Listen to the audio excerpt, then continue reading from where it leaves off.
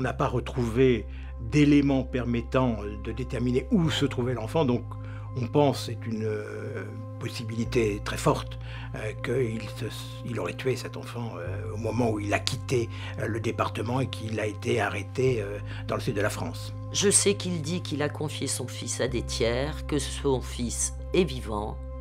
Moi, quand il a été arrêté, son fils était vivant. Et voilà. Tant qu'on m'aurait pas apporté la preuve par A plus B que Mathis n'est plus de ce monde, je le croirais pas.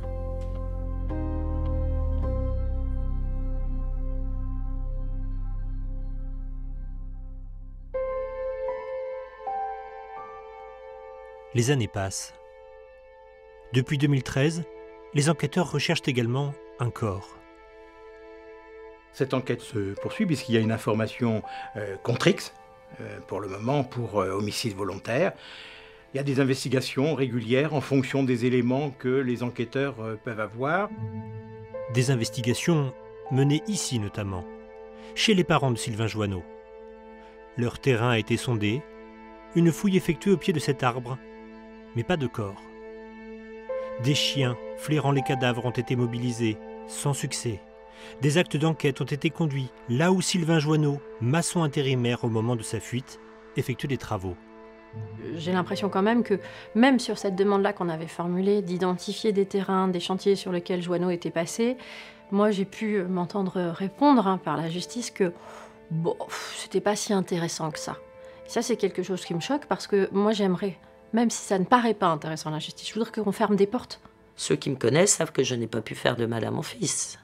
Oui, il a toujours dit ça. Il a toujours dit ça. Et là, on peut le croire. Pourquoi ne le croirait-on pas? Croire. Certains croient détenir la vérité. Loin de l'enquête officielle en Gironde, cette médium s'invite aux recherches. J'espère trouver, voilà, c'est finaliser mon travail, c'est la partie du corps de Mathis. Vous y croyez? Oui. Il y en a qui disent que Mathis est quelque part en France ou dans le monde ou n'importe. Et puis il y en a d'autres qui disent que Mathis est décédé. Enfin bon, qui dit vrai, qui dit faux, on ne sait jamais vraiment. Hein. Donc non, je ne suis pas vraiment croyante à ça. Dans tous les cas, c'était voilà, cette zone-ci que j'avais trouvée. Sandrine Marot dit être dirigée par ses guides pour fouiller à cet endroit précis, avec une certitude déconcertante. C'est ce que je reçois, comme message un peu plus à gauche. Mais après 2h30 d'efforts, échec. Les guides disaient que on voulait que ce soit moi, parce que c'est à moi que les messages sont adressés. On voulait que ce soit moi qui trouve le corps et non pas la police, pour justement rendre mon travail légitime et avoir une crédibilité. Aujourd'hui, Mais oui, mais bon, c'est pas évident, c'est pas facile. Est-ce que vous connaissez une seule affaire judiciaire de disparition réglée par des médiums? Vous avez une réponse. Mathis est-il décédé? L'absence de réponse laisse place aux fantasmes, aux hypothèses, aux certitudes, aux avis. Ma conviction, c'est que malheureusement, l'enfant a sans doute été tué, mais bon, ça c'est une conviction. Je n'ai pas d'éléments pour appuyer cette conviction. Une hypothèse.